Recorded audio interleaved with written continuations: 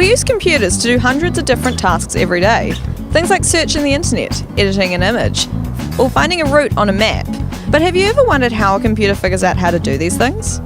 An algorithm is a step-by-step process which tells a computer how to do a specific task. But there can be many different algorithms for the same problem, kind of like how there can be many different recipes for baking a cake.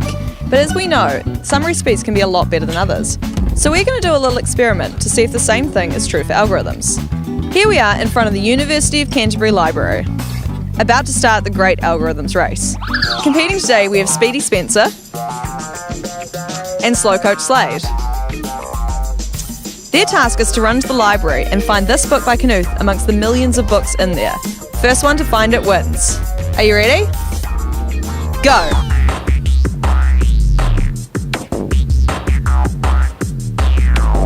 Spencer!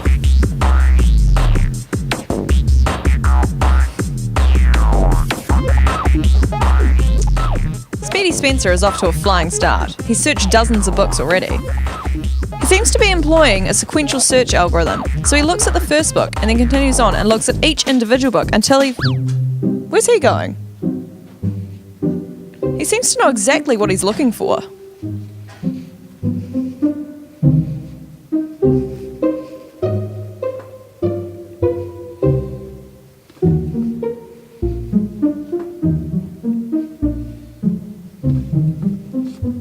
Slade seems to be employing something like a binary search algorithm as his strategy. He's looked at a book at the centre of the library, and by looking at that one book, he's realised the book he's looking for can't be in the first half. So by making one query, he's eliminated half of the books in the library. He may be slow, but he's intelligent.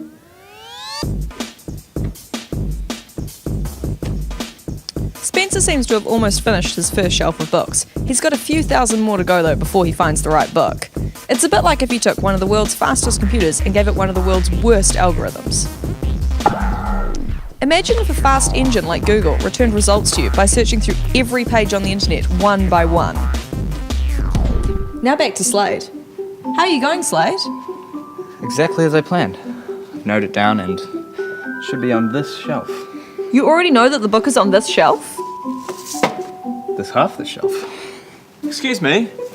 Bozo, are you searching for the book as well? Yep, I'm doing a bozo search. How does that work? Well, I take a book and hopefully it's the right book. But what if it isn't the right book? Well, then I'll go look for another book.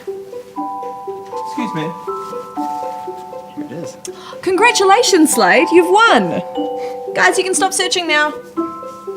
Guys, Slade's found the book. Guys, you can stop searching now. Slade's won. Guys, you can stop now. So it looks like the algorithm you choose can make a big difference, particularly with large amounts of data.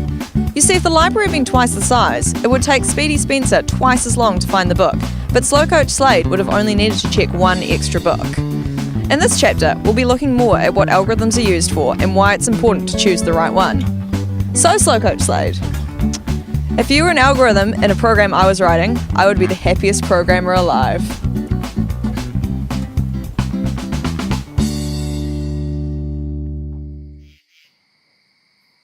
Yes! Found it! Bozo, what are you reading? Oh, it's a book on metagenetics in Argentina and Peru. Close enough.